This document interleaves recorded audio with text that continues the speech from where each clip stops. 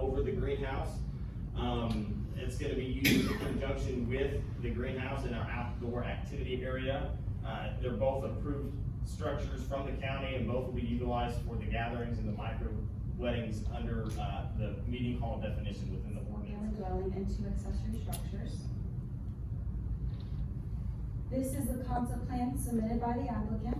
If the special use gets approved, they will need to submit a major site plan for the establishment of the meeting hall. 2017, where we formed and established what we call Vaughn House. During the 2017-2018 time period it was built, this is completely opposite to what is standard. And so we've kind of coined the term micro wedding venue, in that everything that we do is small scale. We maintain our events between 1 to 4 hours long, and we're also seasonal.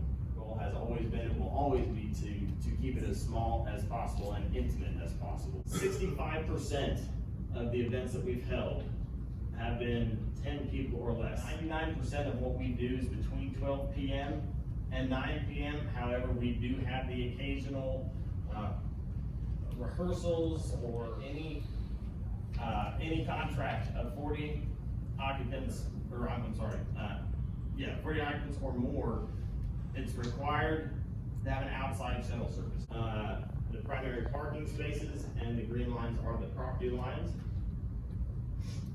This is an example of an event we held on April 20th, of a 40 guest count. And you can see this is where we keep our cars, and this is how we orchestrate. We strive to maintain the neighborhood setting and environment that we live in by placing self-imposed restrictions on our operation to ensure that our neighborhood maintains the element of peace and tranquility that drew those on Elkton Farm Road and Elk Trace there in the first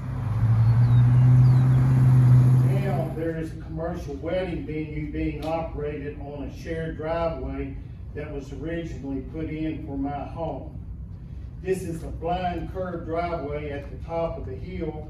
On our side, I have almost been hit by cars coming and going from this wedding venue. My rights are being violated and my property being defamed. Even disagreeing with the majority of my neighbors' decisions does not give me the right to interfere with their own personal property and the right to make a living.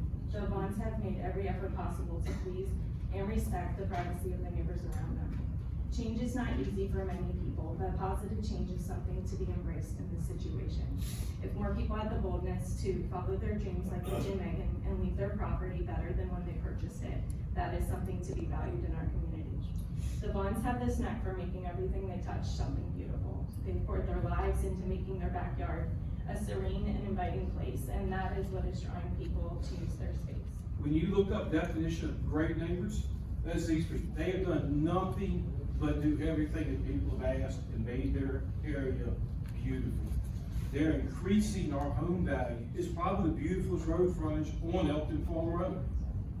He puts time into it. Disallowing this is going to hurt Bedford County. We are a growing community. You should be able to find a solution to make the SUP work rather than just say no. This country is built on, hard work and capitalism, and what they've done is the epitome of that. That's an example to everyone in our community.